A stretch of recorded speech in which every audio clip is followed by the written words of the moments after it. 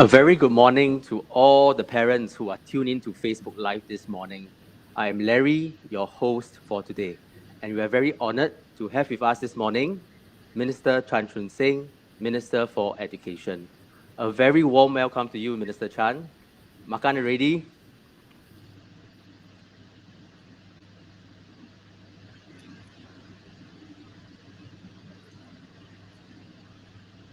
Good morning to Larry and Dr. Tan. Thanks for organizing this event. Yes, just a short introduction of ourselves. I'm I Ching, and together with Larry, we are the co-founders of Makan Already, a ground-up initiative together with the Youth Mental Wellbeing Network. And we hope to be able to support parents in their parenting journey and provide good quality resources for parents. Absolutely. The name Makan Already came about because parents find it increasingly challenging to reach out and communicate with their children. And very often, asking if their children had eaten becomes the way parents show their concern. We hope that this platform serves as a bridge for parents to equip themselves with more skills to navigate their parenting journey. Absolutely. Parenting has become increasingly challenging, and many parents are feeling overwhelmed and exhausted. So I'm a medical doctor and a mother of 3 children, aged 16, 18, and 21. As for me, I'm a mental health professional and a father to an 18-month-old daughter. So just a few simple guidelines for today's session. Number one, stay on topic. Two, be respectful. So we would now like to invite Minister Chan to share some updates with us with regards to parent support groups and any initiative in this direction. Thank you, and over to you, Minister Chan. Thank you, I Ching and Larry. First, let me also, on behalf of MOE, welcome everyone to join Larry and I Ching on this forum for parents by parents. As Larry and I Ching mentioned, actually times have really changed since our time, perhaps as children. Maybe perhaps I would say that before we get into this topic of how do we help our children to become much more resilient, much more confident, we as parents should be aware of some of the forces that are perhaps shaping the environment that are quite different from our times. And this will help us to overcome perhaps the first mental hurdle, which is to judge our children according to our standards or our beliefs of what should be the correct behavior as what we have experienced in the past.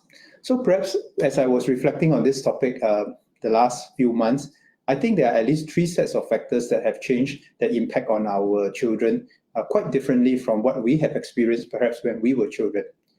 First, I would say that there is the internet. Today, our children are the always-on generation. They are always connected to the internet platform, to their peers. So there are both pros and cons of it. On the positive side, I think sometimes such networks also help our children to get to know more people and also access help in other ways. But on the negative side, what we always worry as parents is that there's this incessant comparison that they are exposed to. I always used to joke that, perhaps in the past, we just worry that once in a while, during Chinese New Year, Hari Raya or Diwali, we will get asked questions like, oh, how are you doing in your school?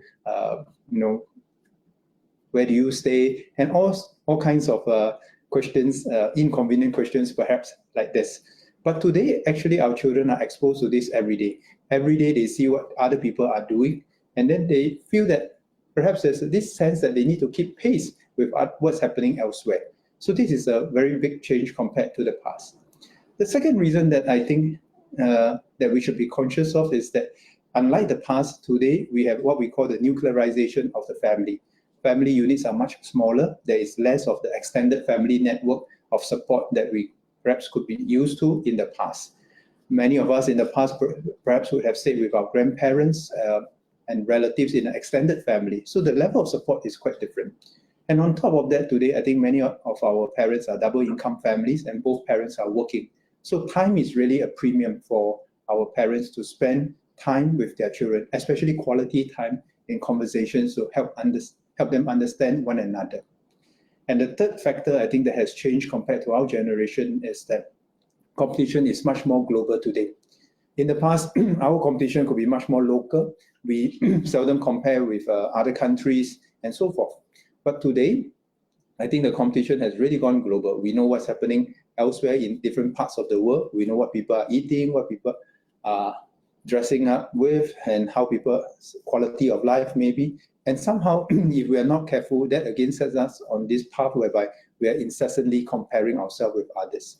So these are really challenges that make the growing up environment of our children much more different compared to our time as kids.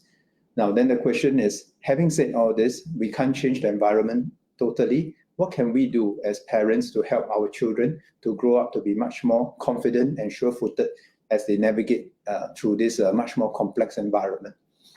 So from my reflection over the last few months, I think there are at least 5 different areas that we can focus on. Excuse me. First, I think the question is, how do we build the resilience of our kids as they grow up? And I think we can discuss more ideas about this later. How can we help our children to develop that sense of resilience and confidence? Second, I think peers network is a very important network for our children. When I talk to many of our youngsters, their first port of call whenever they get into trouble or when they are troubled, it's actually their friends. And vast majority of them will say that because they felt that their friends understood them better, they were in the same circumstances, they could empathize with one another. So developing a peer network is something that I think we will want to work on. Then the third is, of course, our family relationship. Notwithstanding what I mentioned just now about the nuclearization of the family, the double income family, the question is, how do we make use of the finite time that we have to really build quality relationship with our children so that they can be self-assured that should they need help, there's always somebody that they can reach out to within their family. And fourth, of course, is the school environment where they spend quite a bit of time every day. And this is where teachers, counselors are trained to look out for signs which suggest that a particular child may be troubled and then to extend the help. But very importantly, in this relationship is a trust relationship. The teachers and the students must know each other well in order for the student to even open up to share his or her innermost thoughts with their teachers and counselors. And the fifth, but not the least important part of it has to do with the counseling support that we have for the higher needs students. And this is really the last part of the 5 pieces that we talk about, where it's really about remediation. Now, from my own perspective, I think we would like to shift more resources and attention to the upstream preventive measures beyond just expanding the downstream remediation measure. So how to make sure that our children grow up confident and self-assured? How do we use the peer network to support them? How do we use the family network to support them? How do we use the school teachers, counselor network to support them? And finally, if all else fail, how do we support them with the remediation measures, with the professional counseling support?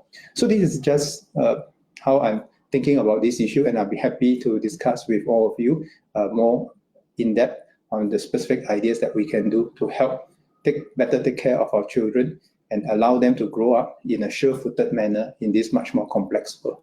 So over back to you, Larry and Yi-Ching. Thank you, Minister, for your vision for wanting to go upstream to help our students. We have now come to the live chat session, and I hope that together with the parents and the audience, we can all come together and learn how we can better support our children's mental and emotional well-being. So parenting in these current times has become very challenging, especially because there are so many different issues that parents have to grapple with. Heavy social media usage, a growing problem of phone addiction. So we would love to hear a little bit more from Minister Chan. So Minister Chan, you've shared with us just now how parenting in these current times differs from the past. So are there ways that parents can adapt and rise above these challenges? Yes, I think so. Certainly there are ways that we can do to help ourselves and help our families as an upstream measure. So for example, this cyber wellness training has to start from young.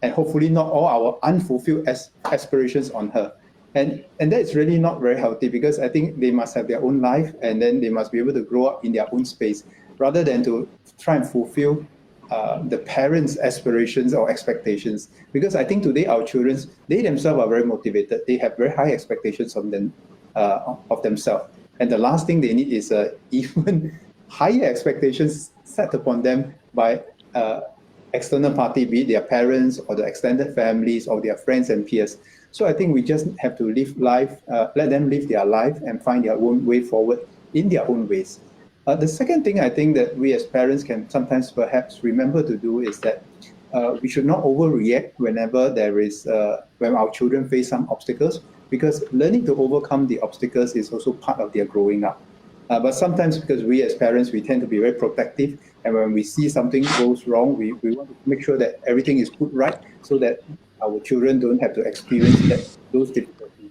But I think these are just tendencies that we as parents that we need to guard ourselves, because sometimes it's also useful to remind ourselves that this is what I call, we are always the P-plate parents, we are first-time parents.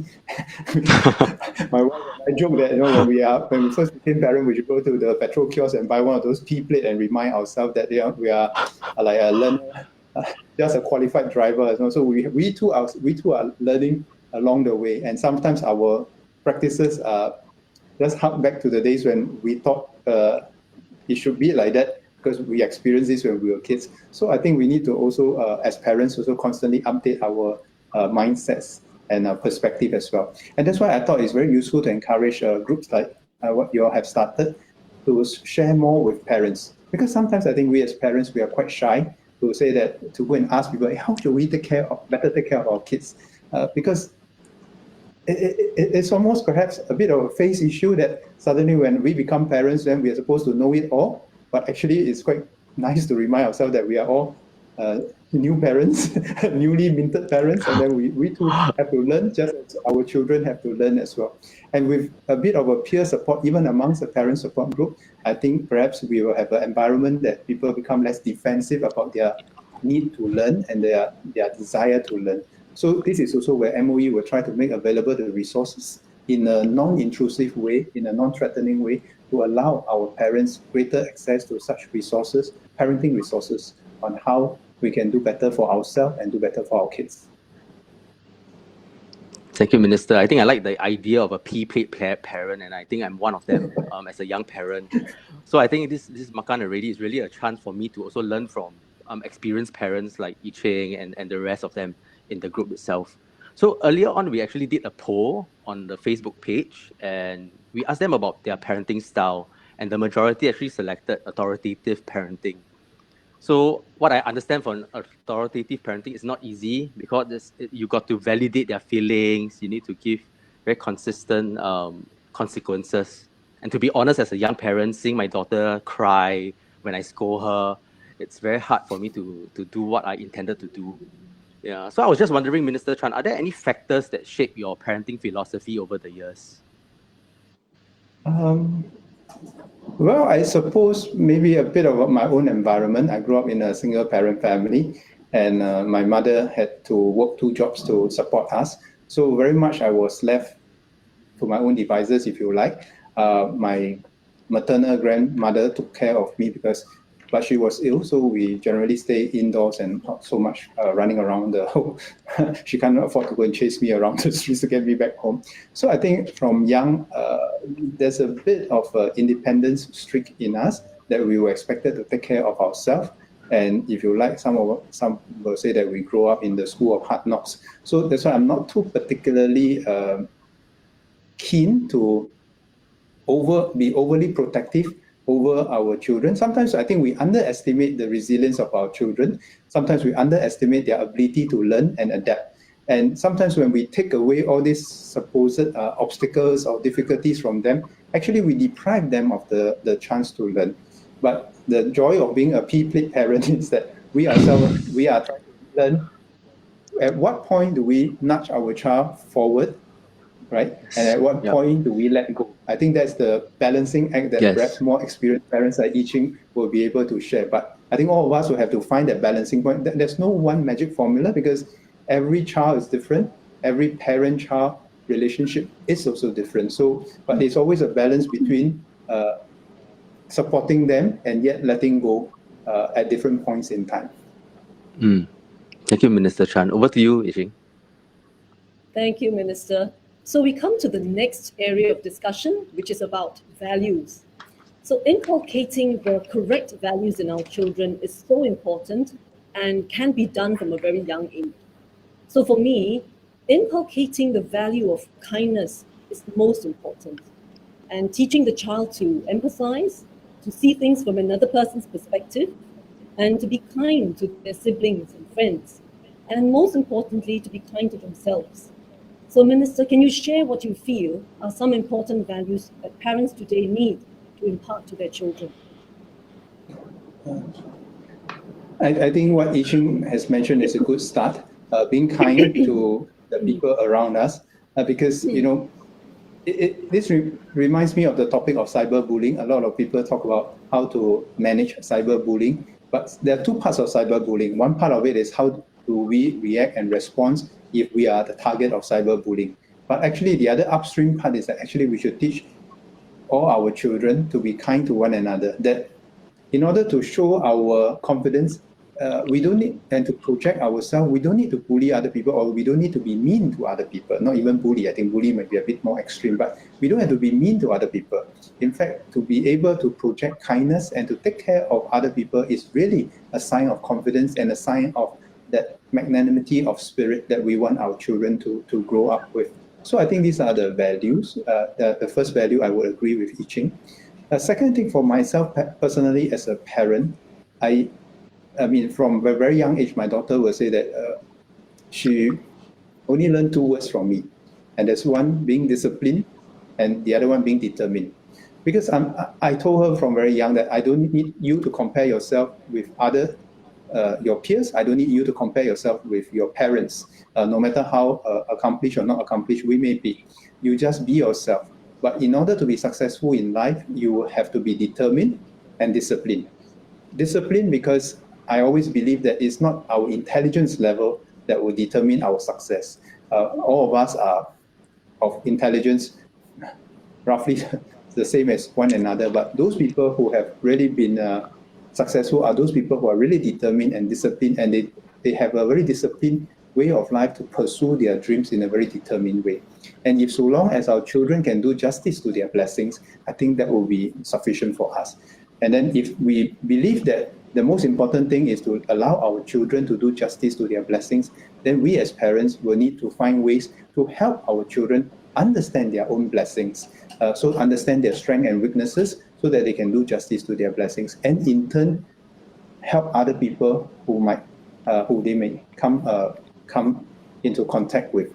And I think if we can do that simply for our children, there'll be we'll have a much more beautiful world, because then the children are free from this incessant need to compare with somebody else, to live up to somebody's expectations, but they themselves know that I have certain strengths and weaknesses, and with the strength and my weaknesses that I have, I can be a blessing to others, I can do justice to my blessings, and in turn help others. And I think that will be sufficient for us. Thank you so much, Minister. Thank you. I think, yeah, it's really true. I think as I think about the values that I want to inculcate in my daughter, I think one of it is really grit, the tenacity to really pick herself up when she falls, and to really be the best version she can be at any age or any period in her life. I think that's for me. I think Minister Chan, I think many parents juggle many roles, working, parenting, and taking care of their elderly parents. Especially during this pandemic, I think when caring for our children while working has been tremendously stressful. I remember that immediately after my daughter's birth, Singapore had our first circuit breaker last year. And during my wife's confinement, my daughter actually developed a feeding aversion where she refused to drink milk. So it was very little. And there was a lot of anxiety and stress as a new parent. And I struggle really with caring for my child and my wife while working from home.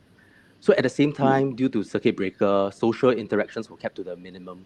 So there were times when I felt alone, very much so that I managed to find a Facebook support group. And it's parents with the same issues with their children. And this group gave me this safe space to share my experiences, receive advice from parents and medical professionals.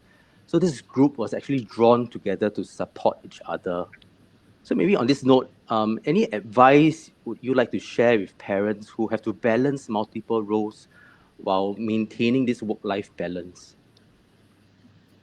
It's not easy, as Larry mentioned. I think all of us go through this, especially during COVID, where there are so many disruptions and there are so many uncertainties that we have to deal with, both as a parent and as an individual.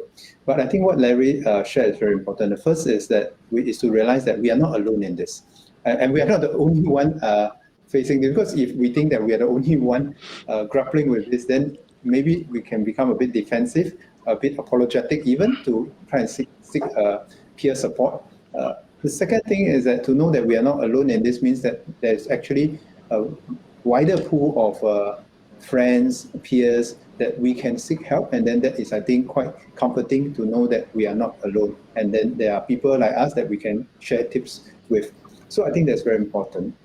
Now, having said that, that's why I believe very strongly in having to strengthen the parent support groups within the schools, because different schools and the parents with children in different schools will face different challenges. But when you have a tighter community that can empathize with one another, that can share with one another what they are going through, that becomes very important. So I really have a hope that all our 300 over schools will have active parent support groups, not just to support the schools, but also to support one another, so they can come together, they can talk about issues in the safe space that Larry talked about, without fear of being stigmatized or without the fear of being judged. And I think that's very important.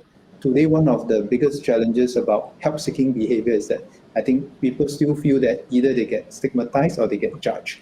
And we need to create an environment to let everybody know that actually all of us in our journey in life will, at different points in time, require some help from some other people. And it's natural. It's not something that we think that we will grow up and then, when the clock struck 12, then like Cinderella, then we transform and then we know everything. And it doesn't work like that.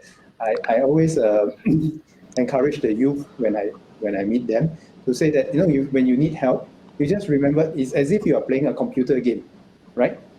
There are different levels. You first off, you start off with level 1, then after you master some of the skills, you move on to level 2, and so on and so forth. And when you were going through level 1, you probably thought, it's quite daunting. But by the time you reach level 2 and 3, and you look back and say, actually I've acquired some skills, and level 1 was actually not that tough. So in life, it's also a bit like that. Perhaps the only easy day was yesterday, and every day we are learning something new, and then every day we are trying to be better than what we were yesterday. So if we have this mindset that it's not shameful to say that I don't yet have the skills and I want to acquire those skills, it shouldn't be shameful. It's just part and parcel of growing up. And that's how we all grow up, right? We didn't grow up knowing everything when we were born. And even as we say, even as parents now, we continue to want to acquire new skills as we continue to grow up with our children. So if we have this mindset, then I think we won't have this stigmatization or this judgmental sense of judgmental sense when we look at other people's issue. Then there's one other thing that I've learned recently to use this. I think it was from Dr. Maliki, my buddy in MOE.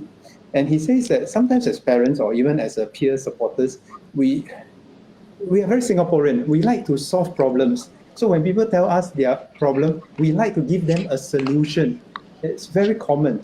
But Dr. Maliki, being a very experienced social worker, always say this. Sometimes when people tell us their problems, they don't expect us to give them a solution. And in fact, it may not be helpful to give them a solution or our solution, because it is also part of their process to grow. But sometimes they just need a listening ear. And if along the way they find their own solution, it actually strengthens their problem solving abilities, right, to navigate this world. So I reminded myself that that's why as parents, it's not always most helpful if we keep trying to give a solution to solve our children's problems or challenges. Sometimes we nudge them, we guide them, but ultimately they have to also take charge of their own solution-seeking capabilities So this is part of growing up as well. So I thought this was a very useful perspective. And if we just suspend our judgment and just provide a listening ear, and sometimes the children themselves will come up with solutions, and that will put them in good stead over the longer term than if they just say that, okay, mama and papa say this, and therefore I will do this. But they may not have gone through the whole process to own their own solutions. Yeah, so that's something I thought I learned from Dr. Maliki, and I thought it was useful to share with parents as well. Yeah, thank you for sharing. Yeah, I mean, the help-seeking behavior, it's always something that we would like to advocate for, be it children or parents. I think another area of interest for me is really resilience. We wanted to hear from you about some areas where parents can partner schools in supporting the mental well-being or developing resilience and encouraging children not to fear failure. Your thoughts, sir? Well, Larry, again, maybe perhaps a bit of little experience from my own past, and maybe this might not be relevant, and you'll tell me as parents whether you think this is appropriate, and maybe the audience can also share their experiences. I always narrate this story when I was growing up. This may not be one of those things that you want to do at home without adult supervision. Because I remember that I used to join the Boy Scouts when I was in secondary school. And one of the rules of the Boy Scout was that the juniors will be taken care of by the seniors. And it's the responsibilities of the seniors to take care of the juniors. And actually, our Scout master, the teacher in charge, generally try not to intervene in this arrangement, because it is part of the school's philosophy, the Scouts' philosophy, that the seniors must learn to take care of the juniors. So you might be quite surprised that we do quite a lot of activities that perhaps by today's standard is less structured, meaning that even if we go on a hike, the seniors who plan the hike for the younger members must be able to take care of some of the safety measures and go through in their mind what are some of the safety measures that they must undertake. So this is all part of growing up. But today, I think we have a bit of a risk in that we expect all our things to be highly structured. Now, there are merits to being highly structured in terms of safety and so forth. But if we over-structure everything, then actually it gives less room for people to grow and to exercise their initiative to learn. So I think we need to find a balance so that sometimes as parents, we don't overreact when some things didn't go as well as perhaps we would have wanted it to be, and we can take that as part of the learning experience. And I remember once we got lost, some of my friends got lost during hiking. So what happened? Okay, so we got lost, and then after that they found their way out. So then the next week they go hiking again, because then they learn, because it's just part of the thing. But if we say that, oh, they got lost, and then we're not going to let them do hiking anymore, or we won't let them do hiking anymore unless we make sure that they don't get lost, then I think we have perhaps missed a learning moment, a learning opportunity. So I would advocate that while we put in place safety measures, we try not to over-structurize every dimension of the experience, so that the children do have some uncertainties that they have to learn to deal with. Right? Because in life, we cannot have a perfect foresight of what's going to happen in the future, and sometimes we do need to learn to evolve our solutions along the way, and that is an important skill set that we have. So this is something that I would suggest that perhaps we find a balance in our current environment as well.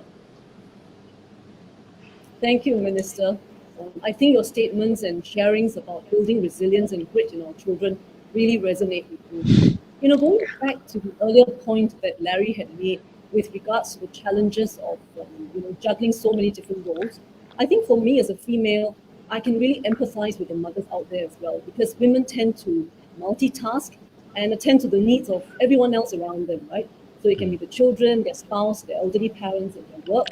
And very often in the process, they tend to sacrifice their own self-care needs. So really, I think as females, we need to remember to have self-care and self-compassion. So there is a question from Eva in the audience for Minister. So how do you juggle work responsibilities with such an important and hectic workload with parenting duties as well? And as a parent, because we have to take care of their well-being, their values, and their academic development, and our society is very competitive. So, Minister, do you have any views on this? First, like I declare, I'm also a P-plate parent, although my kids are a bit older now, ranging from 10 to 20. But I always remind myself that I'm a P-plate parent, right? Until the day that I leave this earth, I will still be a P-plate parent to my children because I'm constantly learning on how we can do better. Because children at different stages of life, they will forever be our children, and when they are a toddler, they have different needs. When they are teenagers, they have different needs. Even when they are adults, they have different needs. I think that's our responsibility as parents, that they will always be our children, our little babies, no matter how old they are. But sometimes we do have to let go. I'd like to pick up on where Yiqing left off. A lot of time, I think a lot of parents, we focus a lot of our attention on our children, and sometimes we neglect the self-care.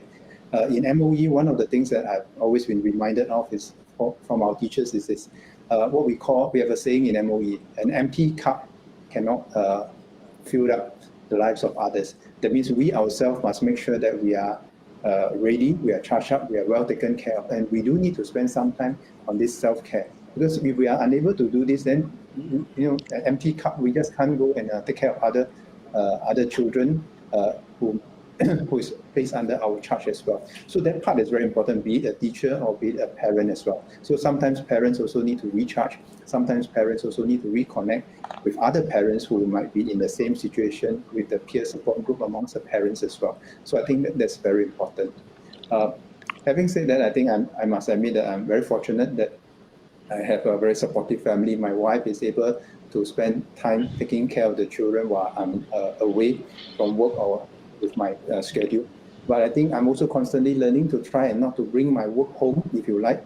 But I know nowadays when people say, I work from home, what do you mean by I don't bring my work home? But actually what we mean by not bring your work home is that we don't let the work affect the relationship with our children.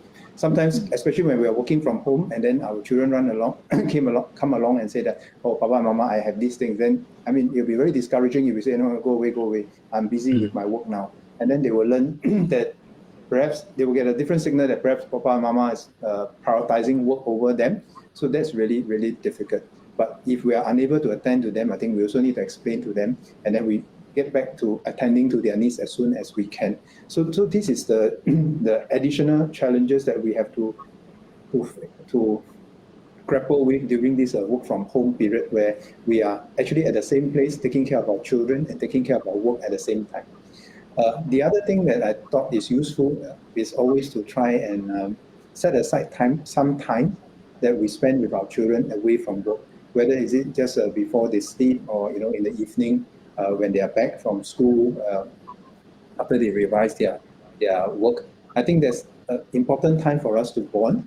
So my wife always reminds me that no matter how late I come back from work, I will try to make sure that I tuck my children into bed when they are young, and some of them are still quite young, and I'll try to spend some time with them so that they are not always on the devices. I mean, you can just ask them about how their day have been, and then it's a process of connection. It may not be as much as we want, but whatever we can do, I think we try to do that so that we connect with them and establish a bond with them. But most importantly is to give them a sense of assurance that should they be in need, there's always their parents who are able to reach out to them, and that they can always come and share with us what's troubling them and how we can navigate this together. So that sense of assurance, I think, is very important. Thank you, Minister. There is a question from the audience, from Ms. Yuna. She says, at times, asking help for parenting is like seeking a lifeline. We do feel that we might be judged and we feel inadequate. Do you have any tips for parents to find confidence in seeking help? As I would say that, I think, don't feel that we are the only one needing to seek help. I think all of us need help at some point in time. Sometimes we just read the parenting book ourselves quietly. Sometimes we talk to a friend. These are all what we call help-seeking behavior, or maybe if the term help-seeking behavior is very daunting and have some stigma, perhaps then we just take it as we are learning new skill sets to go on to the next level of parenting just like in a computer game. Then hopefully it removes the stigma. But I think it's very important. Number one, all of us are not perfect. All of us are continuously learning for the sake of our families and our children. So I think all of us are in this together. So I think that's the first thing that perhaps is useful to remember. Number two, as many of us have said, there's nothing wrong with seeking help. It's just like doing a problem sum in primary school. If we're unable to do it, we seek help. It's like if I don't know an English word, I ask or I check the dictionary. Those are just ways to acquire new knowledge and new skills. So it need not be a reflection of inadequacy. I think we need to move beyond this thing that anybody seeking help reflects inadequacy. We are all inadequate in our own ways. We just try to be less inadequate as we go along. So there is no such thing as I am inadequate yesterday and tomorrow I'll be adequate. Every day we are just trying to be a bit less inadequate than yesterday. And if we have that kind of mindset, and perhaps we will be less judgmental towards ourselves and towards other people who are also seeking help. In fact, we should cheer on those people who seek help because they are actually moving forward, they're progressing, compared to those of us who keep to ourselves and say that, no, I'm not going to seek help because this is a revelation of my inadequacy. Then actually we never learn. We never learn because we never acquire a new skill set. But for those people who are constantly seeking help to improve themselves in one way or the other, they are actually becoming better and better along the way. So it's a sign of strength and sign of progress, and it's not a sign of weakness. I think maybe that's a useful perspective for us to bear in mind, whether we are seeking help or we are trying to provide help with someone else, to someone else who want to share their issues with us. Thank you, Minister. So we have another question here from the audience. Many parents have expressed their concerns over the recent PSLE mathematics paper.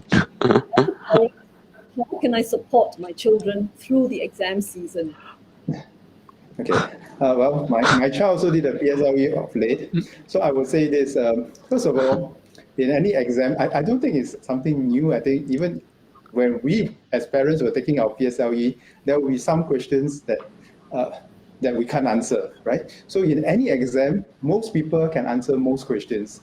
Then there are some questions that can only be answered by some people. There won't be an exam whereby everyone can answer every question. But I think but that's just how exams are set. So that's the conditions. But I thought it's more important for us to take a step back and ask ourselves that we as parents, how do we set expectations for our children, right? Now, and it's before the exams even start. What do we tell our children? Do we tell our children that you shall go forth and answer every question, and if you don't do every question, something is wrong with you? If we say that kind of things to our children, then I think we have set up our children for failure because we set up the wrong expectations and we set ourselves up for disappointment. So then, or we tell our children that, in every exam, you try your best because there's a range of questions. If you can't do one, as I was told when I was very young, if you can't do one question, you just move on to the next and you just try your best. And so long as you have tried your best, Papa and Mama will be happy with you because you have done justice to your own blessings. And you need not fear, you need not compare yourself with anybody else. So I think that's a second approach that we can take as parents. And I think personally, I think that's a much more important approach. But I think there's also a third perspective which I must really say that we must guard against. And that is this, that when our child stumble, we should not be too quick to react and say that, let me seek redress and get rid of any conditions that might cause you to stumble again. Because that will set ourselves up to be quite unrealistic in what we can do and also be quite unrealistic to what our children can expect. Because in life, there will be many situations whereby they may not get the result they want despite trying their best. And if that is the case, then we should continue to encourage them on and to say that, well, we'll try again. And I mean, speaking from my own personal experience, I mean, my first child, I think she always she works very hard, but she's not the type that is very exam smart. She's not the type that will perform under exam conditions. So we accept her for what she is, and we are happy that she continues to acquire such skills to learn to be resilient. And that day when after the PSLE and when she heard some of those comments, and she reflected to me, I mean, now that she's much older, she says, yeah, I had my fair share of disappointment, even through not just PSLE, but through the various exams. But looking back now, maybe after many years after the PSLE and the school exams, she says what she has learned most importantly wasn't the subject matter in those the subjects that were being examined, but what she learned was that sense of resilience. That what she says that, and she told me that, you know, you taught me these two words about being disciplined, about being determined. Being disciplined means that if I want to achieve something, I must have a very disciplined approach to pursue that objective. Being determined means that I must be able to pick myself up and continue on even if I stumble. And I thought I was very proud of her because I thought these are important life skills, important attitudes to life, much more important than perhaps the subject matter that that she came across in her course of study, right? And she didn't have these expectations that her father and mother would just remove all obstacles for her, because I think she knew and she knew very early on that, you know, in life there would be some imperfections, and then it's how we respond to it rather than the circumstances defining us. Is our responses to the circumstances that will define us. And I think those are some of the important life skills that we have. So I would say that don't worry about whether we can do all the questions. I don't think as SEAB, the exam board, have already said, we don't expect every child to do every questions. On the other hand, I would say this, on Monday, I have the other side of the comments. The other side of the comments was that, wow, the science paper was so easy, according to some parents. And then these parents said, oh, if it's so easy, then how are you going to distinguish my kid from the rest? I think that, so depending on where you stand, some papers are going to be easy, some papers are going to be hard. But that's the nature of the exams. But most importantly, it's not about the exam. Most importantly, it's about how we as parents set expectations for our child going into exams or going into any life situations where they may face difficulties and challenges, and how we encourage them to come through this to emerge stronger as an individual and to pick on those life skills of being much more resilient, much more disciplined, and much more determined. Thank you, Minister Chan. I think I agree totally about how, as parents, we got to adjust our own expectations first before we, tell our children. I think every year I will always wait for the news to come out. This year we have Helen and Ivan. Last year we have I don't know what's the name already. Yeah. So every year there will always be parents' feedback about the maths paper. So I was reflecting, how my PSLE went, and I didn't really do well. But along the way, I do see myself improving as in my studies, excelling in other areas that I normally don't. And I think it's very important for me as a parent to also understand that what I live through as an individual, I also don't want to impose on my daughter. And my daughter should always just continue to excel on what she wants and what she's good at. I think we need to be very intentional and conscious. And my wife and I got to remind one another, and I think that's a very important moment for us, Yeah, for me personally. Okay, maybe back to you, I Ching. Yep, thanks, Larry. We have another question from Sutowo. So it goes, Minister, often we have limited time when we are with our children due to work commitments. So as a result, we tend to be impatient and rushed to give them solutions instead of letting them learn.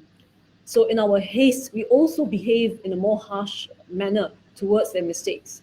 So do you have any advice? I would say that I have any advice as what the person say. I think the key word I picked up from there is intentional. It's not about the length of time that we have, but it's the quality of time that we have with them.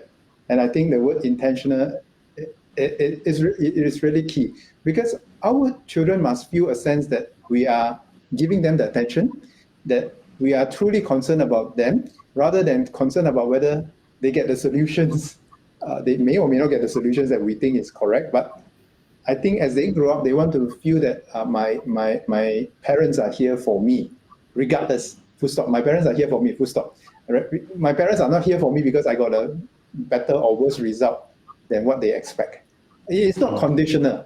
We are here, we are parents, full stop. We are not parents only to kids who achieve our aspirations or fulfill our expectations. We are here as parents, full stop. And I think that's very important. And I'll just use one example that I find this quite common, perhaps in food centers and hawker centers, and sometimes I move around.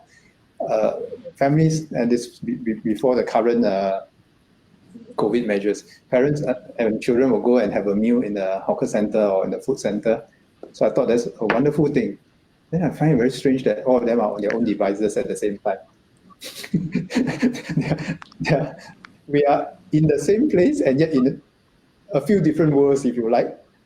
And sometimes we have to be quite intentional. So one of the things my wife always reminds me is that when we are together as a family having a meal, you put down the phone because people will keep messaging me about this problem, that problem, and then and ministers, you must respond to it very promptly, right? So, but I also, my wife is a good reminder. She says, when you are with the family, can you not just calm down things a bit, right? Just an hour, 30 minutes, right, to give your full attention to the children.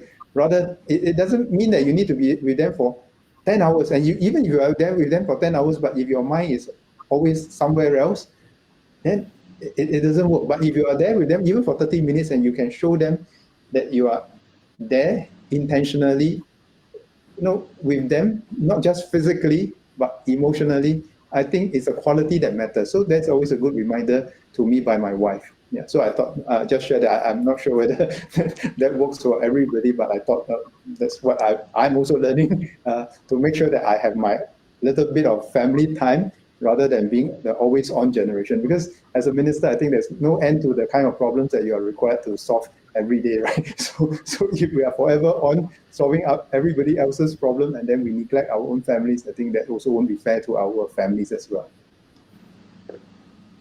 Thank you, Minister.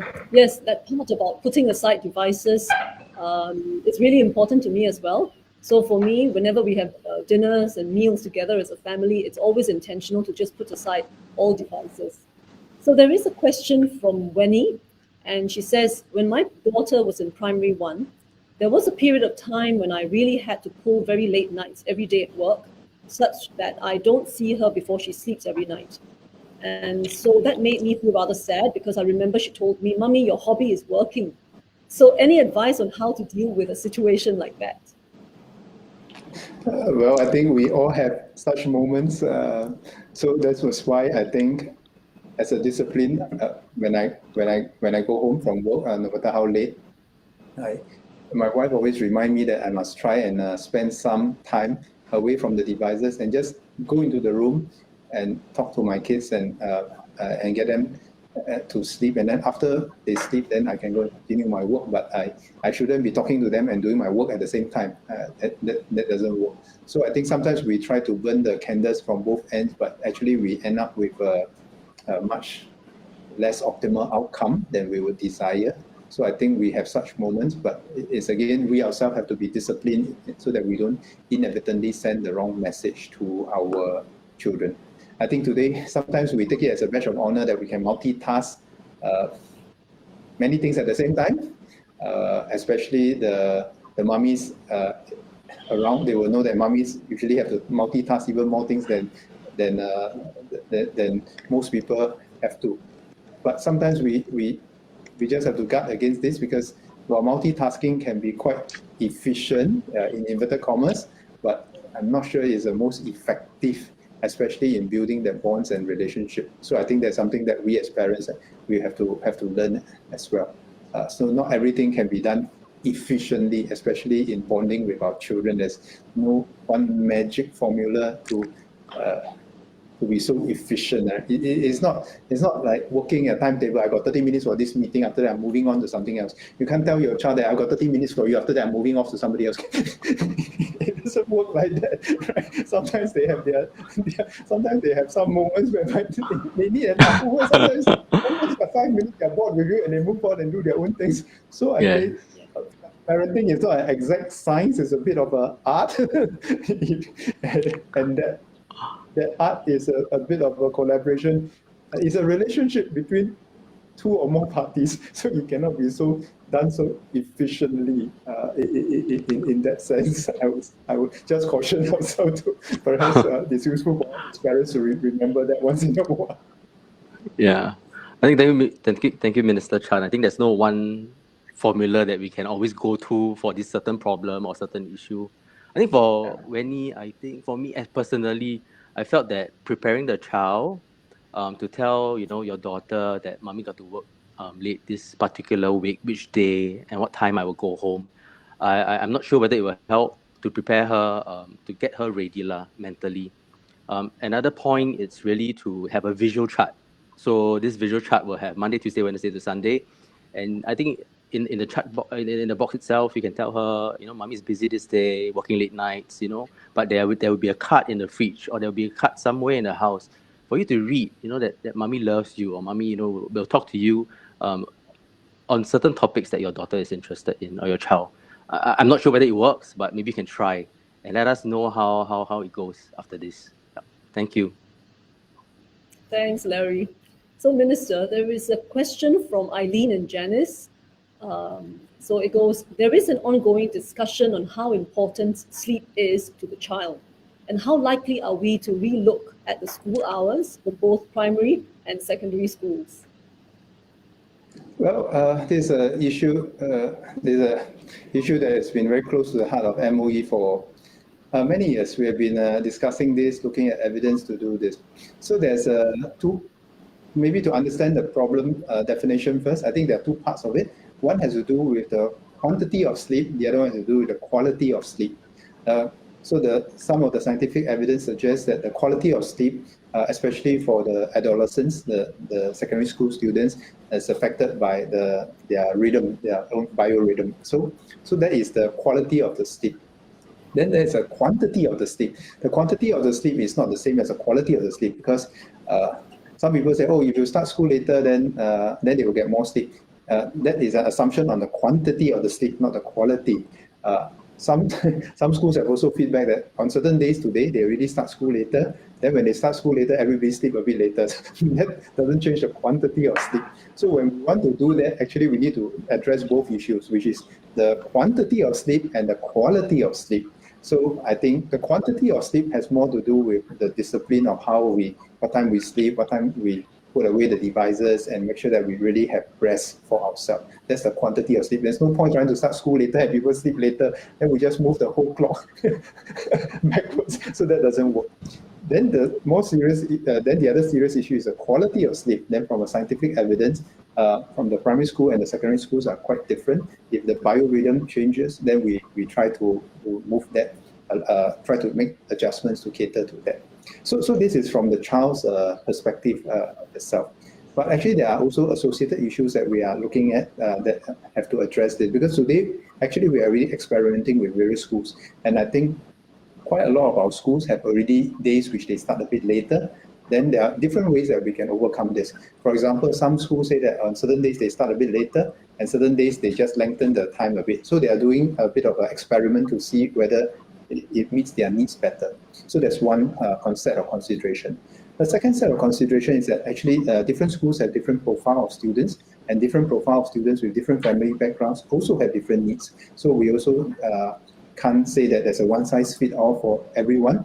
Some families, because of their work, may require to send their children to school a bit earlier. Some families have the luxury to send their children to school themselves, and then they can start a bit later. So we are looking at all the data points to see how it fits the different schools. But I think, if you ask me, I think because having understood the different needs from the different family profiles, chances are that we will not have a one-size-fits-all solution. And today we allow the schools to try and experiment to the best of, to the extent that they need, how they want to structure their environment. But one of the common feedback that we always hear is this: we want to start school later, but we don't want to end school later. So we can do that. That means we need to compress the school time, because if you end school later, then chances are that you affect the CCA, you affect some of the language programs that people go outside school, right? So again, we all agree that there's no point starting school later and ending school later, then we just shift the whole cycle backwards, right? So then we ask ourselves, how do we start school later and yet end school at the same time? Well, there are a few ways that we can do this, and then we must have a consensus on the way forward. One is that we can reduce our syllabus, right? And then, of course, if we reduce our syllabus, the professionals will say that then whether it makes sense pedagogically and how do we compare our efforts for our students in preparing them for the future compared to many other places, because the world is becoming much more competitive. Well, that's one perspective. Another perspective is that if we start school later and end school at the same time, we compress the syllabus. Are there things that we can do more efficiently? So, for example, with the experience from COVID and HBL, can some of these things be shifted online? Now, we know that if you shift some of these lessons online, some students can continue to learn well, but some students don't learn as well when things are shifted online. So again, that depends on the circumstances of the children and their background. So these are ideas that we can look into. But one of the things that we are very conscious of not to shift everything back is because of our weather. Most of our schools are not with air condition, and once you go past a certain time, it's actually very difficult for the children to concentrate. And then you have to take into account the logistics of providing them with meals for a longer school day. So there are scientific reasons that we are looking at these issues. There are also logistical reasons that we are looking at this issue. And there are also reasons of how we can better understand the background of the different profiles of students and family. So I would say that I have told the school leaders to give us their feedback, because many of them are trying out different ways to cater to their different needs of the students. Thank you so much, Minister. We have a question from Katong in the audience. Singapore is moving towards an innovation-driven economy. How do we build a culture of saying that taking an unconventional path and failing is all right? So how can the education system facilitate this for both the parent and the child? Well, I think there are two things that we can do as a society to try to achieve this. First, it's very hard to teach creativity and very hard to teach innovation. But there are two things I think that we can do. From the parents' perspective, I think we should avoid setting our children on a certain expectation, especially if it's a very narrow definition of success. That means everybody goes after the same definition of success, either to be a doctor, a lawyer, and as if all other professions are any less worthy. So I think we should avoid setting this kind of expectations. That as parents, if we truly believe this, we must allow our children to embrace the diversity in the definition of success. And it's ready to do justice to their own blessings of what they are strong at. So I think that's one part. The second part that I think we can do is that I'm always very concerned that we over-structurize the process of education, and we try to make sure that we have a one-size-fits-all, because our starting basis must be there's a whole spectrum of student needs and a whole spectrum of student capabilities, and we shouldn't over-structurize the thing. MOE will provide the various schools with a menu of options, and the school leaders must be able to pick and choose from the menu to fit it to the needs of their students and the background of their students. So that's how I think we must make sure that we don't set unrealistic expectations or too narrow expectations, and at the same time, we must allow our children to actually go and try different things. So even like a simple thing like we encourage our students to go overseas and try. But then it's not just about going overseas. If we're going overseas to different places, no point for all our students to go to overseas to the same place and learn the same things. And then we as a society become much more fragile, because we don't have the diversity for resilience. In a more uncertain world, we need resilience. To get resilience, we must have diversity in our system. So over the years, I think we have made some progress. We have different schools to cater to students with different needs, from the sports school to the art schools, or even to Northlight, Crest, just different curriculum, different kind of different ways of teaching, understanding our students have different needs. And I think going forward, we will see a greater diversity of the school practices. And my wish is always that every school will have their own unique value proposition, so that parents can make a choice about which school they want their children to go into, not just because everybody is going after the same yardstick, and often it's the academic yardstick, but the different areas of interest. So for example, some children might like a certain CCA, be it the school band or be it the soccer team, and some schools are better at this than others. So we say that, okay, then why don't you pursue your dreams in those different schools with their different strengths.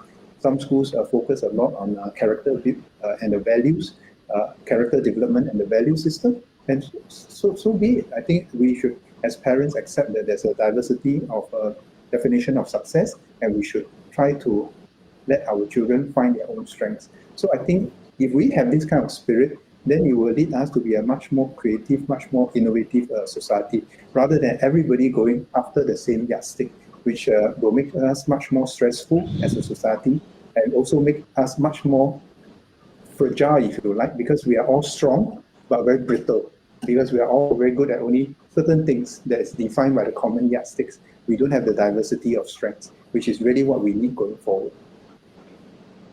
Thank you, Minister. We have a question from Ms. Lau Siok Yi.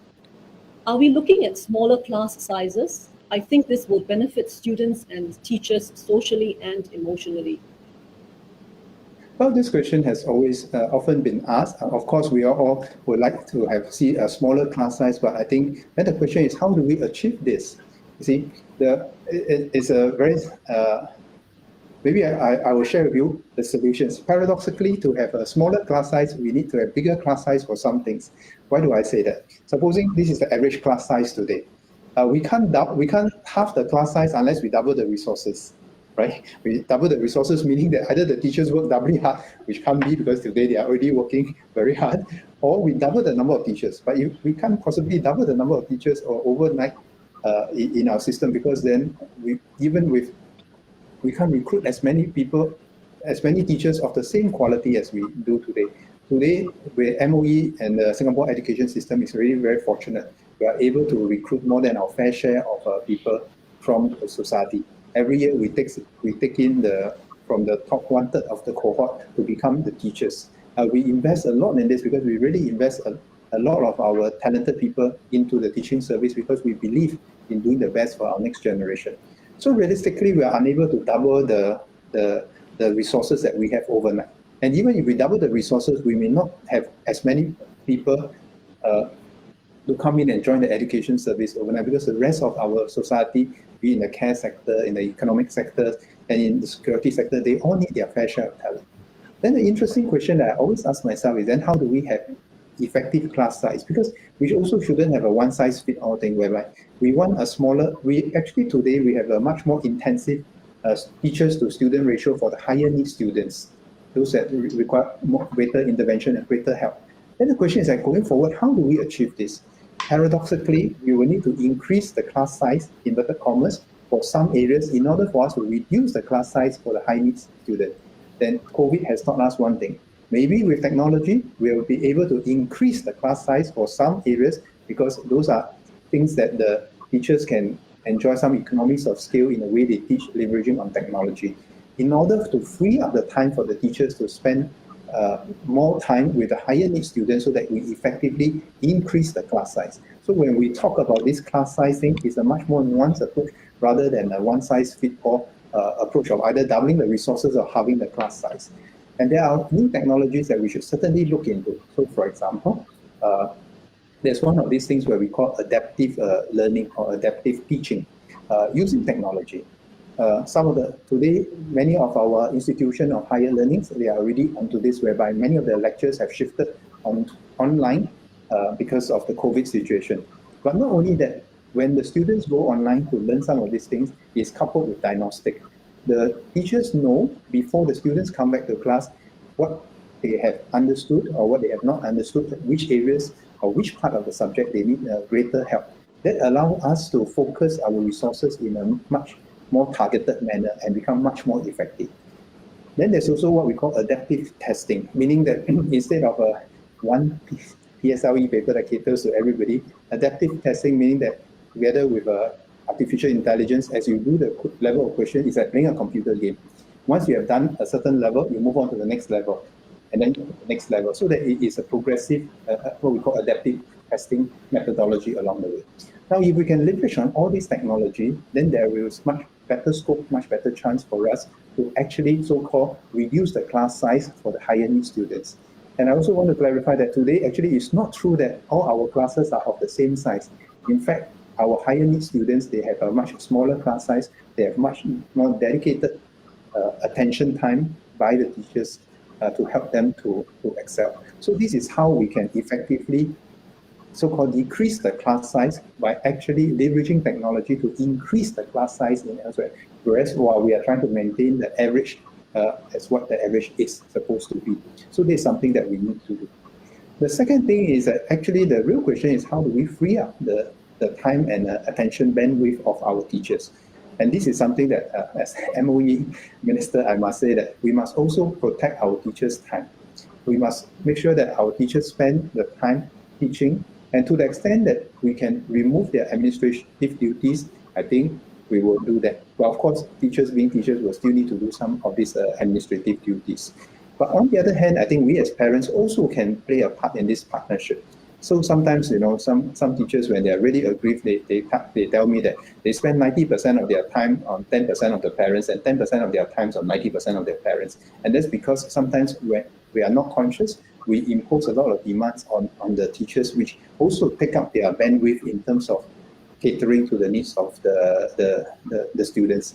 And I always remind myself of this thing that, I mean, over time we don't understand and sometimes we don't appreciate how much things that we have imposed on our teachers. So for example, a parents-teachers meeting nowadays, and it's very common, right? So we all want to see the teachers to see how our child is progressing and brief teachers and maybe give suggestions to our teachers. But all these are also things that we have over the years improved, but it also added to the load of the teachers. Whereas I remember during my time, my mother told me that if she ever have to turn up in the school and see my teacher, I'm in trouble. Okay,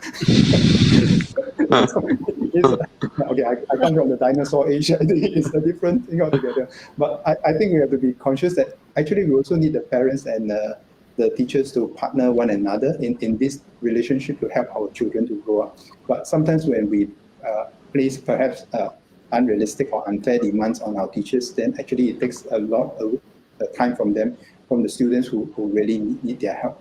So I told some of the teachers during the work plan seminar, I said that, well, many of you have this parents WhatsApp group chat with the parents, right?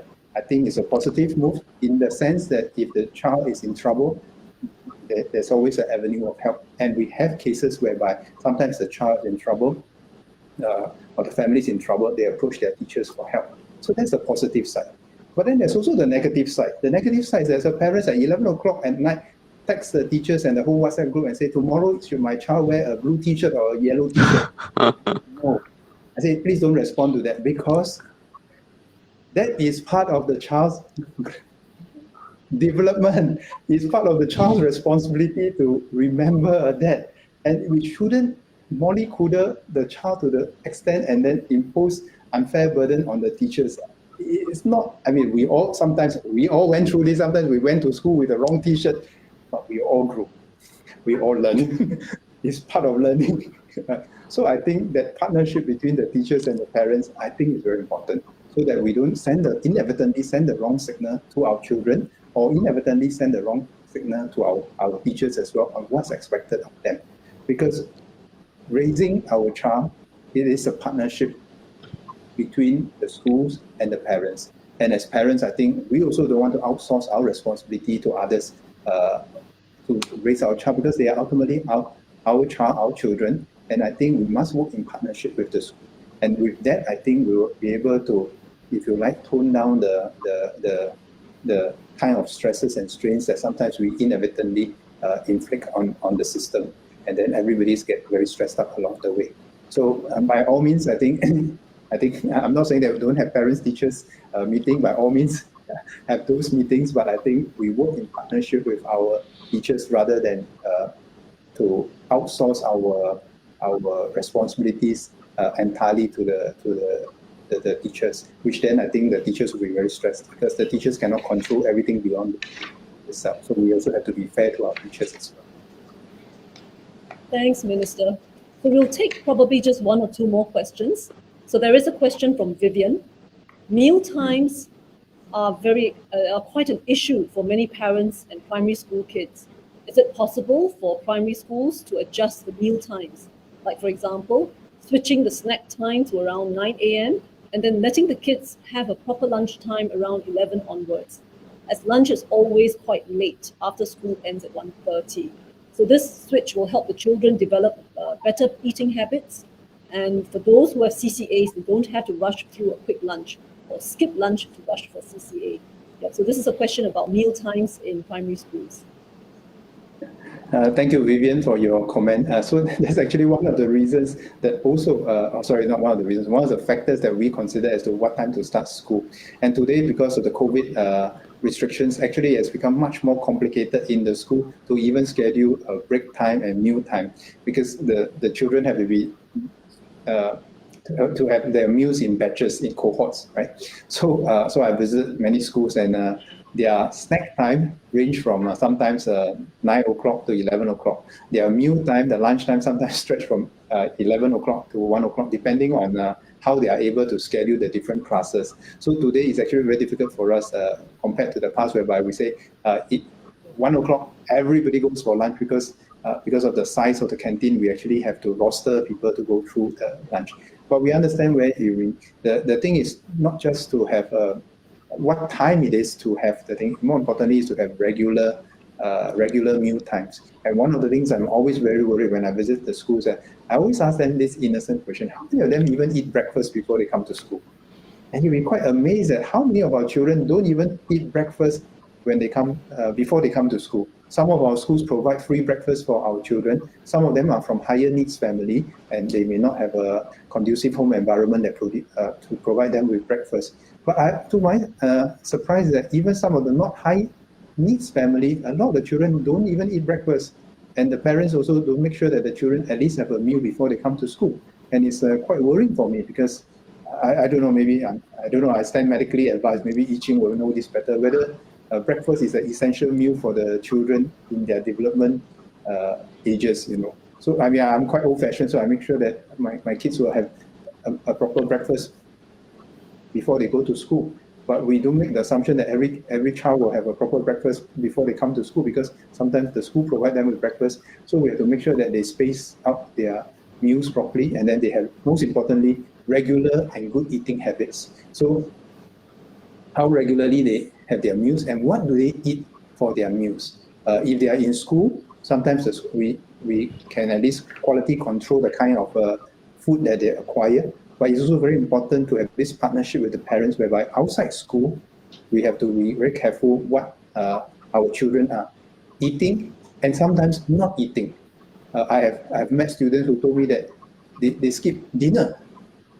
I was like, then say, you skip dinner, you skip breakfast, then when do you eat? And they take snacks at irregular hours, which is not a proper meal. So I'm actually quite concerned about this when I hear this. But this again is a partnership that we really need between the schools and the parents, because when the children eat, what they eat must be of great concern to us as parents and educators. Yes, thank you, Minister. Definitely having a good breakfast in the morning before going to school is so essential. It could be just a hot drink, maybe a little bit of bread. That will really go a long way. So we're just going to take maybe just one last question. Right, so it goes like this. This is from Victoria. Could you share how you deal with the pressure that comes from other parents? Because in this day and age, there is a lot of comparison among parents. Simply, I tuned off. I tuned off.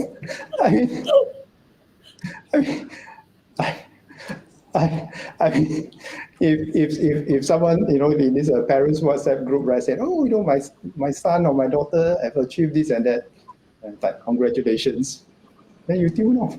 Then, I mean, there's no need for this incessant comparison. I just keep telling myself that my children, they have different strengths, they have different weaknesses, and my role is just to help them realize their own strengths and weaknesses and do justice to their blessings, not just for themselves, but hopefully for the society and the country. And I'm happy with that. I don't expect my children to match my study results or my wife's study results. I don't expect them to take after me or my wife. They are own individuals themselves. So why should I be if you like, pressured by other people's comparison? Yes, I can understand that once in a while it's rather embarrassing at Chinese New Year, Hari Raya, or Diwali, when we go for visits and people ask you, you know, what do you score for your exams? Where do you stay? What kind of car you drive? So to me, it's like, so I always remind myself and I remind my children that I don't think we need all these kind of external trappings to define who we are. We are who we are, and if we can make a contribution to society to the best of our abilities, I think that's good enough. It's good enough. And we are not defined by the cars that we drive. We are not defined by the houses that we stay, or the kind of scores that we get in an exam. That's only one dimension of our life. There are many dimensions of our life that we can be proud of, that we can work on without having to subject ourselves to this incessant comparison. So I would like to tune off. And anyway, my daughter has a very nice way to tune off. So very young, she learned this. She says that, you know, if I do well in school, people will just say that I'm the minister's daughter, right? Then if I don't do well in school, people will say that, hi, minister's daughter also don't do well. So so from very young, she has learned to tune off to all these kind of comments, because I think she gets her more than fair share of such comments just because she happens to be the minister's daughter. She tried to just be herself, but of course some of her friends will know that she happens to be the minister's daughter, but she's just herself. She's just a child growing up in her own space. So I think that has not easiest for her. It was tough for her, especially when she was growing up, because it's not the easiest to face such pressures. But I think over time she has also learned to deal with it in a positive way. Now, it doesn't mean that sometimes she's not hurt by some of these remarks and some of these comparisons, but it means that she's also learning in her own ways to overcome some of this in her own times. And I think that's how we need to help our children. But most importantly, I never made her feel that because you are the minister's daughter, you must be expected to achieve this standard or that standard. You just be yourself. She can do many things that I will never be able to do. I am musically challenged, but she's not. I'm artistically challenged, but she's not. Okay, so we just have different strengths, even we are from the same family. So be it, and then it makes for a nicer family with different people with different strengths. I mean, there are some things that I absolutely cannot do that she and my wife can do. There are some things that I can do, but maybe they don't do so well. So this is just part and parcel of it. So even within the same family, I think it's important not to compare children with one another. I mean, I have three, but they are all different in their different ways, and it is never to always remind ourselves as parents never to set one child against the other and compare one child with the other and say that, why don't you do this, JJ can do this, or why don't you do that, Koko can do this, and then it just doesn't look very good and doesn't sound very good and not very healthy, I think, I don't know, again, I say, I'm also a P-plate parent. Yes, I think as a young parent myself, I think it's happening now, comparing what we do to our daughter, you know, someone can speak first, someone can do this, do that, and our daughter is still lagging behind. I think the pressure is real, but what we do is really to remind ourselves that in her own time, in her own pace, and really to again go to the support group among our friends, you know, to help one another to cope with the anxiety and stress. At the end of the day, it's also the self-esteem of the child, right? If the child feels very loved and very confident, I think it really helps the child to grow as an individual. Yeah. How about you, Yi-Ching? Yeah. Thank you, Larry. Thank you. You know, we've got quite a few questions. Thank you to all for all your questions that you are sending in. So we'll just take one last question from Ai Jing. She says, keen to know how can parents seek support on matters pertaining to mental well-being. Some parents may prefer like a one-to-one support or sharing in a smaller group. And I think this pertains to the one question asked by Freddie earlier on as well about how we can actually connect the parents in the PSGs on an emotional level. In fact, I had a very interesting discussion with a group of PSG chair just a couple of weeks back together with Xueling. One of the things that came up in the discussion was this. It's very hard to cater to all the different needs of the parents because every set of parents have different needs. But we thought it's useful to triage, if you like to use the term, to triage this in different way. We have what we call a mass campaign, where we make available resources to parents to access at their own time, right? In a non-threatening environment. So it could be information packets in an app or the parents' gateway. And these are generic information that you can access in times of need. So there's one level of access. Then the second level of access is what we call the parent support group coming together. That means people with the same needs, they can organize a more intimate seminars, discussions in smaller groups that we can make available to them. And MOE will support the parent support groups in this way so that they have the resources, they have access to the panel members that they can conduct a focus group discussion, if you like, on certain topics that they would like to deep dive into from the first layer of help available. Then at the third layer of help, then it will be like what Ajing mentioned, that some of the parents may need a one-to-one session with a more specialized personnel to provide them with advice and help. And that, I think we can take it from the second layer, whereby after the focus group discussions, we can always make available and help them get access to help that they need from the parents. But all we want to assure everyone is that actually MOE is very willing to make sure that we have this partnership going together with all our parents. And we want to assure everyone that coming to seek help or to learn something new is nothing to be ashamed of. It is something that we all do as adults. We all do. We did this as a child, and there's no reason why, as part of lifelong learning, that we also don't do this as adults. So there's a range of resources available, and we want this range of resources that's made available to be made known to the parents in society, so that no one needs to feel inadequate or unable to access help. And in this, then we can strengthen that partnership. We even have discussions whereby sometimes we have this dilemma. One of the feedback from the parent support group is this: the parents that we most want to outreach to may not be the ones who turn up for the sessions because they have their work commitments, they have their other family responsibilities, or they might be shy. And we have to find ways to overcome some of these things. So there's also another suggestion that sometimes some of parents may not be so well versed in English, and we even need to have some other modules in non-English languages to help some of these parents to know where to seek help. So these are all things that we are prepared to put in resources and help our parent support group to strengthen our parent support group as a key pillar for other parents who might need to seek help, or other parents who might just want a listening ear, right? Like we remind ourselves, we don't always have to provide the solutions and to impose the solutions, but our job might be just to provide a listening ear. Our job is to provide them an avenue of access, and just sometimes for them to know that they can be confident that they are not alone in this, that there's always other parents who are in this together, and we can always help one another to overcome the difficulties or challenges that we might be facing at any point in time. So that's why we felt it was very important to build up the capabilities of our parent support groups to help one another.